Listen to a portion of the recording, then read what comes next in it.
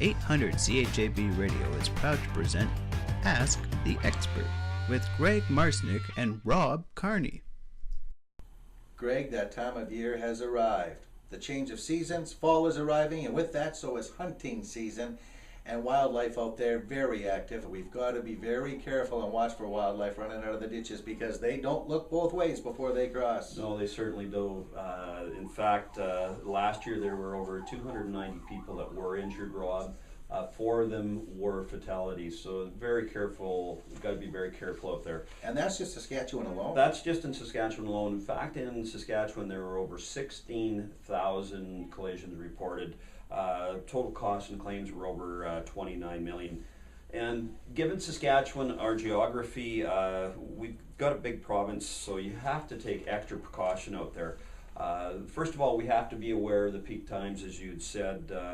They are unpredictable animals. They don't look both ways, and they're active right now because of the winter during, the mating this time, and as well as the hunting out there. And usually the peak times are at dawn and dusk. So one thing you want to really watch out for is if you see the yellow signs with wildlife, be extra careful there. Slow down while you're driving through those specific areas because they have those signs there for a reason. Be alert. It's important to consistently scan the road from shoulder to shoulder, and being alert is your best defense in a collision. When you see an animal at the side of the road, slow down and pass slowly. And for night driving, always be aware and looking for glowing eyes of animals, and use your high beams whenever possible. When you do encounter an animal, try the following. First of all, remain calm if the animal appears on the road in front of you. If you do have time to stop, do so at a safe distance, stay alert. And when one animal crosses the road, often others do follow. And you can always sound your horn to scare those animals away.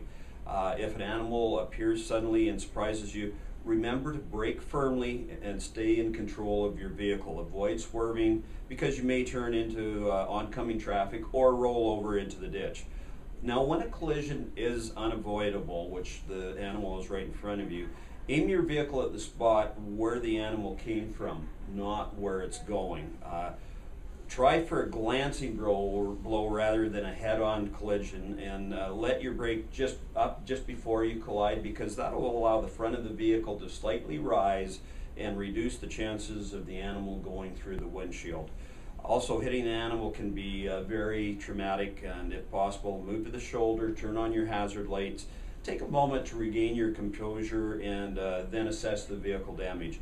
Do not approach the animal because if they're wounded, injured animals can be extremely dangerous, so just leave them alone. I know it's tough to see, but just let them alone. Now, if there has been human injuries or significant damage to your vehicle, the RCMP should be contacted. However, if you can drive, continue driving and just follow the regular SGI claiming procedure. So those are the tips, and again, just be very aware of it this time of year. Greg Marsnick at Heritage Insurance knows all about collisions. If you want to get more tips just like that, all you got to do is call or go to your website, which is real handy. Yes, nohassleiinsurance.ca, or come on down to the office and see any of our fine staff here. We're on the corner of Fairford, 1st Avenue, the one with the red truck on the roof. Greg Marsnick at Heritage Insurance on 800 CHAB's Ask the Expert.